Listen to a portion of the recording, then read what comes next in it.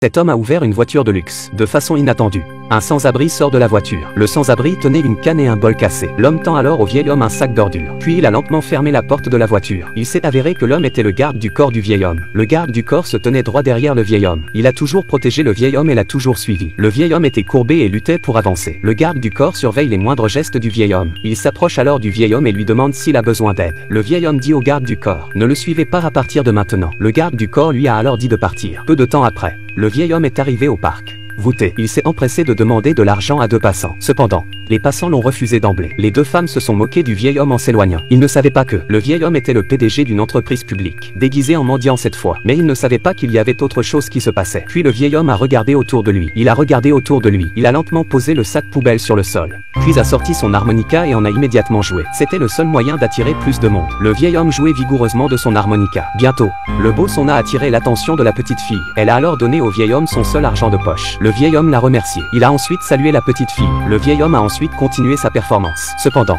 il n'a attiré personne. Le vieil homme n'avait pas d'autre choix que de mendier dans un autre endroit. Devant un restaurant, une femme tenait une pièce de monnaie dans sa main. Le vieil homme est immédiatement allé voir la femme et lui a demandé de l'argent. La femme a regardé le vieil homme d'un air dégoûté. Le vieil homme a supplié la femme de lui donner de l'argent. Il a ensuite tapé sur l'épaule de la femme. Mais la femme le repousse, avec un regard dégoûté sur son visage. Elle lui dit de partir. À ce moment-là, la monnaie de la femme est tombée sur le sol. Le vieil homme se penche et ramasse la monnaie sur le sol. Il a ensuite tapé sur l'épaule de la femme. La femme se retourne et lui crie. Le vieil homme dit à la femme qu'elle a laissé tomber son argent. La femme a pris l'argent de la main du vieil homme. Le vieil homme a été aspergé de désinfectant et on lui a demandé de partir. À ce moment, le vieil homme remarque l'homme à côté de lui. Il s'est ensuite dirigé lentement vers l'homme. Il a supplié l'homme avec son bol. Cependant, l'homme a refusé d'un geste de la main. Il a également dit au vieil homme de partir et de ne pas déranger son repas. Le vieil homme a refusé avec un regard dégoûté sur son visage. Le vieil homme s'est ensuite dirigé vers un autre homme. Le vieil homme a supplié l'homme de lui donner de l'argent. L'homme a pris une profonde inspiration et a expliqué. Il était sorti aujourd'hui. Il n'avait pas beaucoup d'argent sur lui. Il a ensuite invité le vieil homme à manger avec lui. Le vieil homme l'a regardé avec une expression perplexe. Alors l'homme se leva immédiatement. Il a soigneusement aidé le vieil homme à s'asseoir. Le vieil homme lui a demandé avec incrédulité. L'homme lui a dit de s'asseoir. Il a ensuite demandé au serveur une autre commande de riz frit. Le vieil homme l'a remercié en s'asseyant. Mais l'homme a dit qu'il n'avait pas beaucoup d'argent sur lui. Il ne pouvait lui offrir qu'un riz frit. Peu de temps après, le serveur a apporté un autre riz frit. Le vieil homme l'a remercié. Puis il a commencé à goûter la nourriture délicieuse. L'homme a souri au vieil homme. Bien que ce ne soit pas un grand repas, le vieil homme était très heureux de manger. Peu après,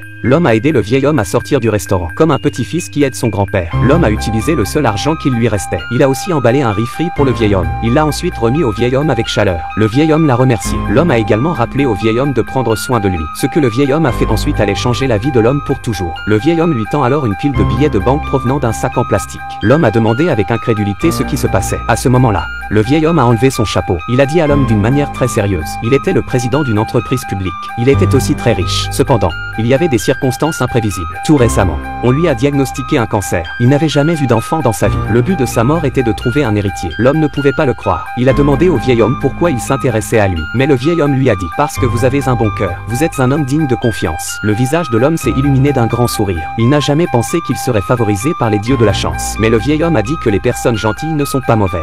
Et qu'il est important d'être gentil. Il a également dit à l'homme de venir au bureau demain. Puis le vieil homme est parti lentement. Je n'ai jamais pensé qu'un seul geste gentil de la part d'un homme a changé sa vie. Il est vrai que la gentillesse a sa récompense. Comme le dit le proverbe, on récolte ce que l'on sème. Pour obtenir de bons résultats, il faut faire de bonnes actions. Votre gentillesse et votre dévouement seront récompensés un jour.